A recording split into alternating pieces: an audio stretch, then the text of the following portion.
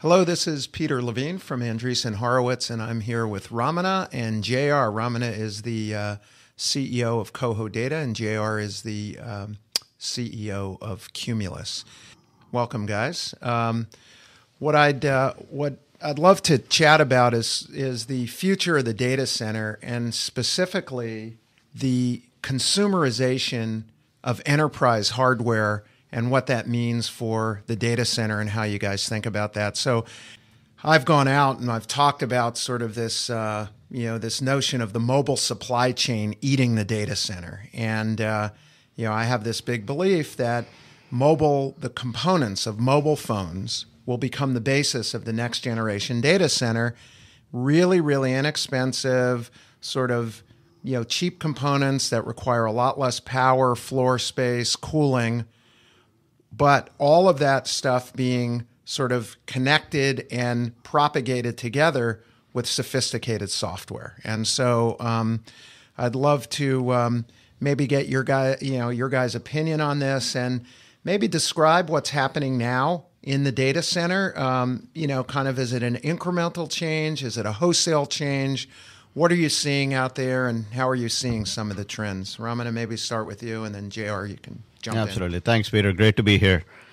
Definitely there is a lot of consumerization. I like to call it sort of the breaking down of the data center. I come from a storage perspective, right? And for the past 30 years, storage purchases have roughly been the same, which is it's like buying a car.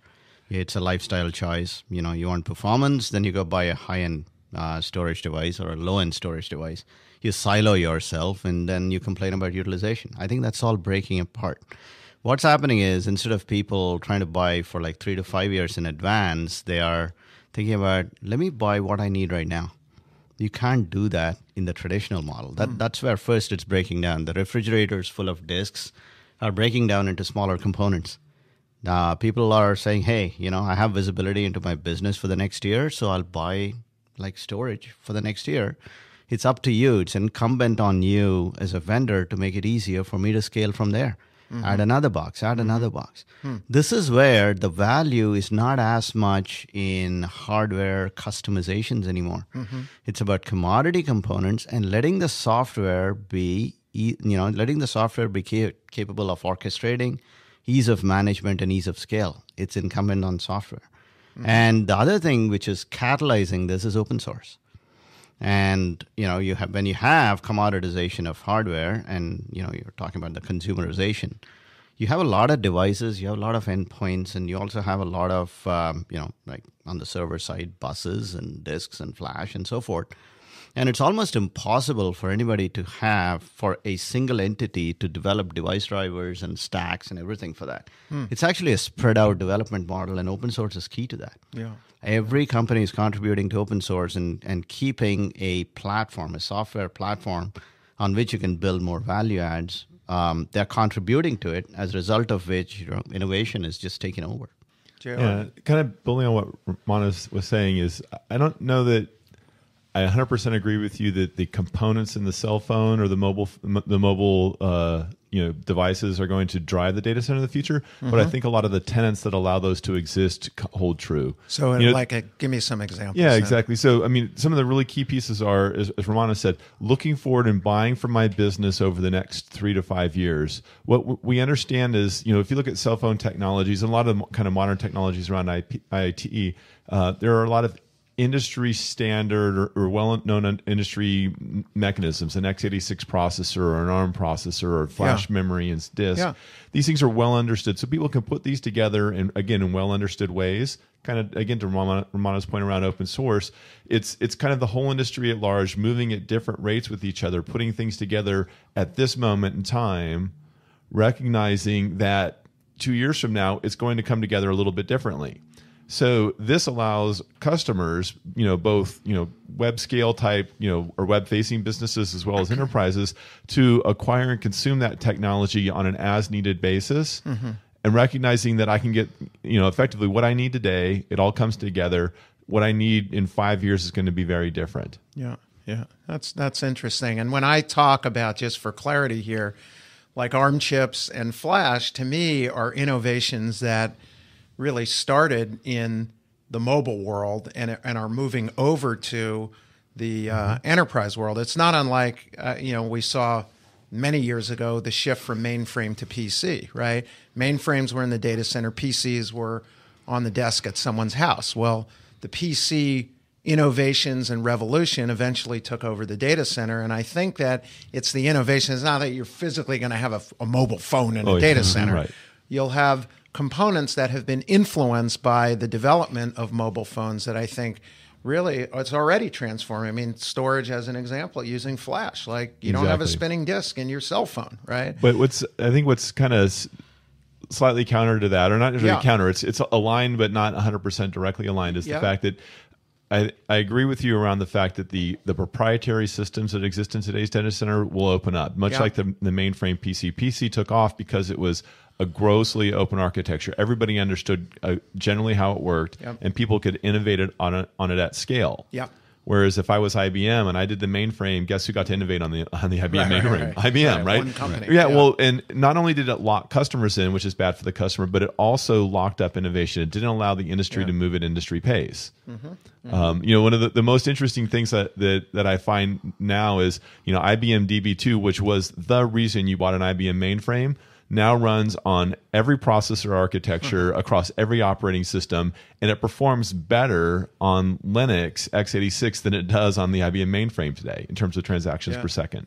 Yeah, and the other thing as well, right, which is when you talk about consumerization, right, people say, hey, I can't trust my cell phone to be my next server because it's going to fail. Exactly. But that's what now, people said about PCs. Exactly, well, that they're going to fail. But the beauty of innovation is that you will innovate accounting for failure, right? I mean, so if you're going to build a big system, you break it down into 20 components. Now you will just assume that 6 of them are going to fail, and you'll try to figure out how best to recover from it. Yeah, but this is a sea change. I got to cut you off right here because the fundamental problem with that thesis is you can't drop the mainframe in the toilet.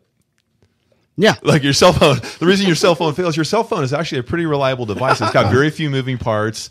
Almost everything is integrated. A cell phone operating in a reasonably static, stable environment, I bet you find the MTBF there is better than a mainframe. The reason your cell phone fails is because you throw it at your kid, or you drop it in the water, or something else like that. Yeah, from my point of view, right, if you see Flash actually fails more than a disk. Disk has been around for 50 years. Flash actually fails quite a lot. Now, when you design a system, right, these days, you think about how do you just account for it, and you account for it in software, and you become more innovative, right? I mean, in terms of how to make sure that I can very quickly build something that is super reliant by using scale to your advantage, rather than making this. It goes back to tightly coupled versus loosely coupled. Loosely coupled is just better because you don't get sort of obsessed with a single component failure. So it sounds like we all believe that open components, both hardware and software, are changing the data center. More openness enables for more innovation. What do you think this means for incumbent vendors? And hey, it's obvious. Hey, you guys are telling the world here that it's open components and open software. So what does this mean for incumbents, and what's going to happen in your mind? I think the landscape changes. The way I think about it, which may not necessarily be the way others do, is kind of, we'll call them thinner business models. People that are able, like what we do at Cumulus, right? We're a networking company. We have a reasonably thin, super operationally efficient model where we leverage open source and provide, great networking solutions to our customers. Some of our competitors, which are kind of very large incumbents, invest tremendous amounts of money trying to protect their value add, and we kind of go about the whole problem the other way around. We strip away and leave only the things that matter to customers, and get rid of the kind of excess value add, and then that leaves a space for the supply chain, meaning the resellers, system integrators, and those people to kind of come along and provide value-added services that really make all of this new technology consumable by customers. And you might ask yourself, what's different about that as opposed to going to a great big incumbent to buy an existing system? The difference is it keeps everything very loosely coupled. We innovate at our pace. All of the other people that come together to make a solution all innovate at their own paces. and the solution providers that integrate it and deliver to customers are able to kind of have this continuum of offerings that make sense again to the customers, creating competition and effectively, focusing all of us on the necessary elements and avoiding all the cruft. Ramana, maybe you can certainly comment on that. But how is this new trend different from what's happened in the past? I mean, we've all been around. I've known you guys for a long time. We've all been around. Hey, open is good, and like this whole notion of open has been around for a long time. It promises great innovation. Why is this? It feels like there's a real inflection point in data center design and sort of what's happening now into the future relative to sort of what's happened in the past. What do you think the difference is now? Yeah, so I call this, if you looked at like stacks of applications, this is commoditization sort of moving up. What open source does is that it actually takes a lot of your sort of the lower end layers, the things that work with hardware, and just makes it commoditized as an open platform for everybody to innovate. So it's just available right out of the gate. It's just available for everybody who wants to innovate. And it's in the interest of hardware vendors to contribute and keep that platform robust and growing. Yeah. That wasn't the case 10 years ago. 10 years ago, proprietary systems still held some value. There was this belief, right? Going back to JR's point, which is what has happened is DB2 is just better on a Linux platform, on an x86 hardware. And that sort of a commoditization of the core, platform is what is driving, and innovation goes to like the higher and higher levels, which is making this possible. It also brings costs down too, which is the overall cost of putting the solution together. Once it moves from proprietary to open source, not only is it easier to innovate, it also brings in like cost pressures on what was traditionally proprietary and makes it open and available to a lot of folks. And for example, it was, to think of some things like OpenStack, getting the level of, OpenStack Summit this year had 4,000 attendees, 5,000, more than doubling from the past year. It's going to become the next VMworld, to tell you the truth, because that is going to be the platform for, cloud innovation or an application innovation and so on and so forth.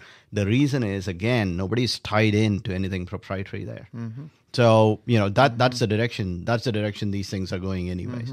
That combined with hardware platforms just makes it, that's the data center innovation radically increases. Well, that's right. And I think the inflection point is less dramatic than you think, only because you're looking at it from the outside, not the inside.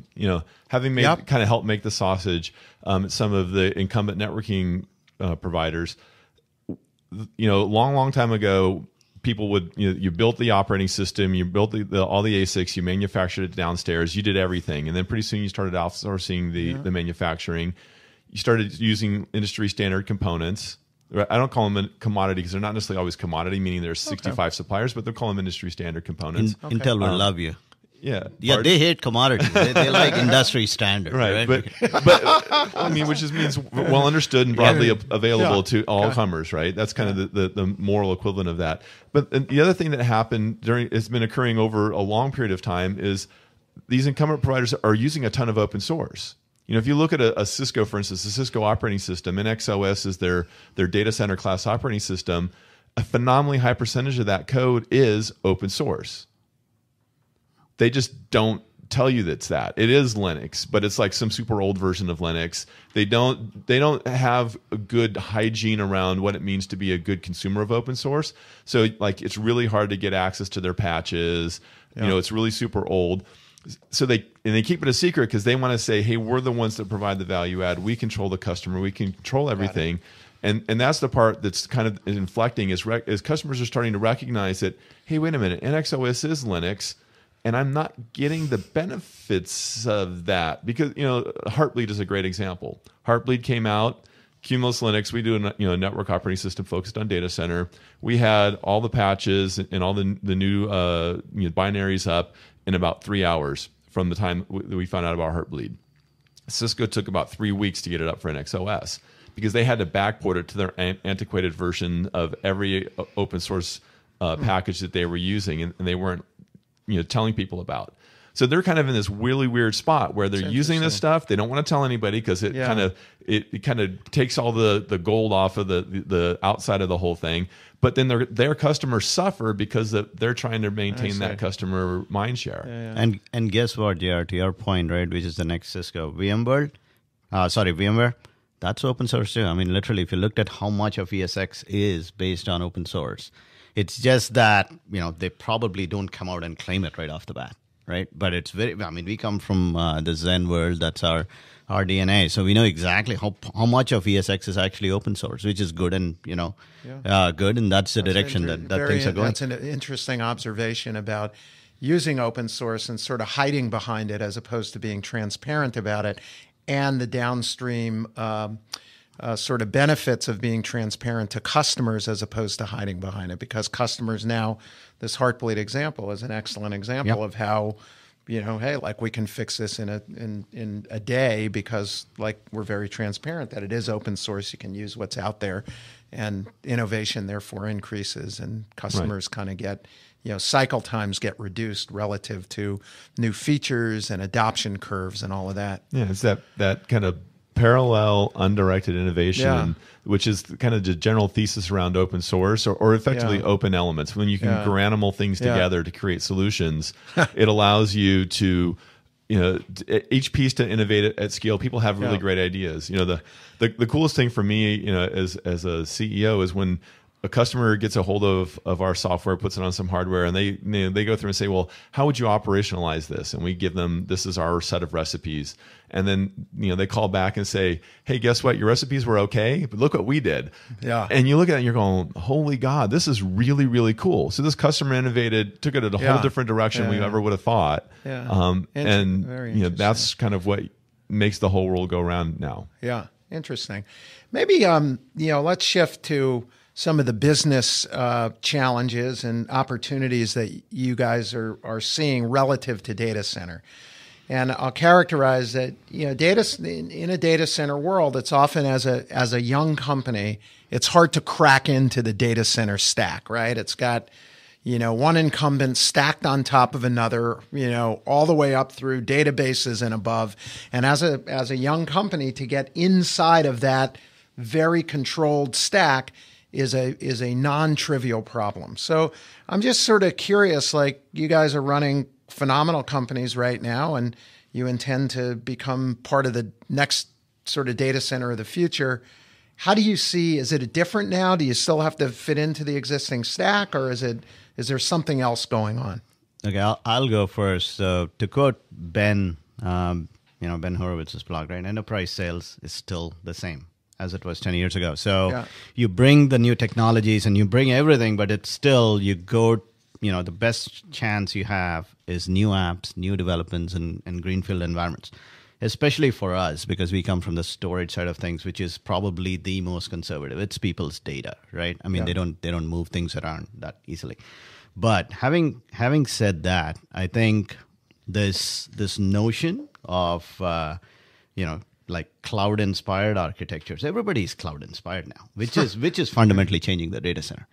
There are three elements. I mean, the way when I describe cloud inspiration, right, there are three things to it, which is scale on demand. Don't sell me what you are telling me I'll need for 5 years. Yeah. Sell me what I need for the next year, right? And pay as you grow kind of goes into that, which is make it super simple for me to add one more component 12 months from now when my business is growing, and it's up to you to make sure that everything is just works seamlessly. So I want to be able to scale on demand. The second thing is to be able to perform on demand. This is a big deal in storage, which is like as you added capacity, performance tapered off. That's the income. That's how things are. That's how things have been for a long time, is to perform on demand. And the third thing is multi-tenancy, which is, in the old days, again, going back to my car analogy, which is your important apps, you bought expensive storage, connected those two. For home directories, you bought cheap and cheerful storage, and you created these silos. The whole notion of cloud breaks through silos. It's like, I want to run both my IAP hungry app as well as my lazy app on the same storage. It's up to you to figure out where each of these apps goes, whether it gets flash or disk. These are, so fundamentally, right, people are thinking that way anyway. So for newbies like us who are going into the enterprise, we are able to, that message sticks. around a lot of the CIOs in the enterprise are, they use Google Mail, they have Facebook and all that. And they do know that infrastructure is not built on the way data centers are built. They know that. But still, we do go into new environments, new apps. That's where we get the most traction. Yeah. And I believe over a period of time, it's not going to be tomorrow, but over a period of time, you would see this new architecture take over. Yeah. JR, what are you seeing on the networking side? We don't have people's data, so if someone loses a packet, pretty much every protocol these days will recover from it. So we're in a slightly better off place, but it's kind of weird because the behavior I noticed not only around networking, but in storage as well is customers have dealt with the existing incumbents, and the existing incumbents were not perfect. It's not like they woke up in the morning, they delivered perfect product, and have never tripped and fell. It's actually quite the contrary. The customers have had lots and lots of problems with the existing incumbents. And so through that set of problems and resolution, they've not only come to trust the incumbent, which is fair, but they've also become to rely and fear not having the incumbent. Like, oh my God, what happens if company X goes away? Something bad might happen, right? And there's people lurking under my bed. What do I do? So what we're seeing now is enterprises, and actually also all the mega scales all the mega scales that I know of right now have made the decision the existing incumbents don't provide very much value. So they're all transitioning away one way or the other. Kind of contrary to what Cisco says in their X number of big data centers in the world use Cisco gear, BS. Let's go. Let's stand up the customers and talk about it, right? Yeah. And so what's happening now is the enterprises are saying, wait a minute, a lot of these mega scales are actually moving away and they're going here or there. So maybe the boogeyman isn't as bad, but there's still a boogeyman. I don't understand it, right? And so now they're starting to feel it out and sniff and understand. Maybe their applications warrant that kind of relationship, or maybe not. Yeah. But now they're trying to explore and figure out what's going on. So you think there's a lot more willingness now to try some new things based on that? I think there's a lot more willingness to look at new things. Yeah. The try shows up when inevitably someone looks at it and says, you know what, I need to try. And like in our case, we see some of the enterprises trying this just to make the incumbents kind of kick themselves in the head. And and the response is actually the most telling part, right? When we're up against an incumbent in a deal, now we're still pretty young. Oftentimes the incumbent will come in and win. But when they win, they're winning on our message. They're not winning on the message that they want to drive to the customer. Nice. They're coming in and saying, hey, we can do everything Cumulus can do, and we can get close to their price points. And you've been using us for years, so just please keep using us. Yeah.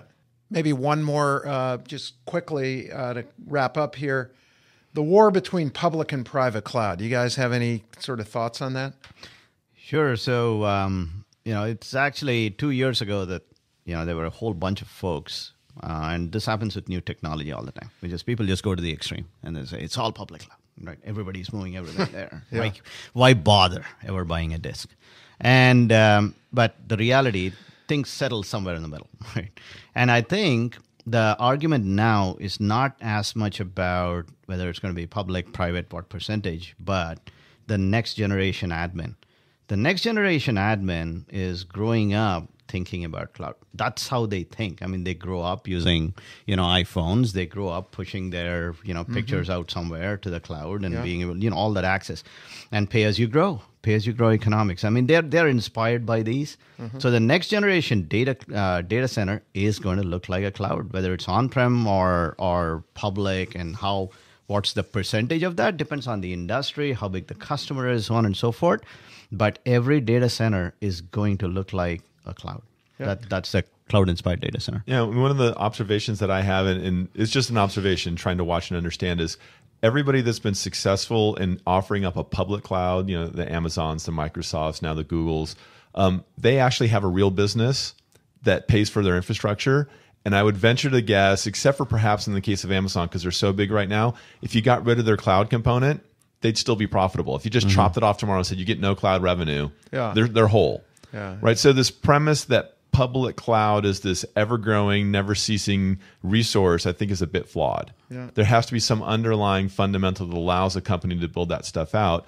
And if that thesis is true, there's likely some math behind it that says the public part of your infrastructure offering can only get to X% of your total infrastructure. And let's say, for the sake of argument, it's 50%, right? So if it's 50% and Microsoft says, okay, I have X number of millions of computers that run 50% of my business, my real stuff, then I can only have that same amount that I use for kind of generic public cloud offerings at most. And I think there really is a golden ratio there that makes sense. Yeah, interesting. Well, thank you both, Ramana and JR. Thanks for being part of this, and of course we'll see what happens. I'll let you know in 10 years from now. Thanks, Peter.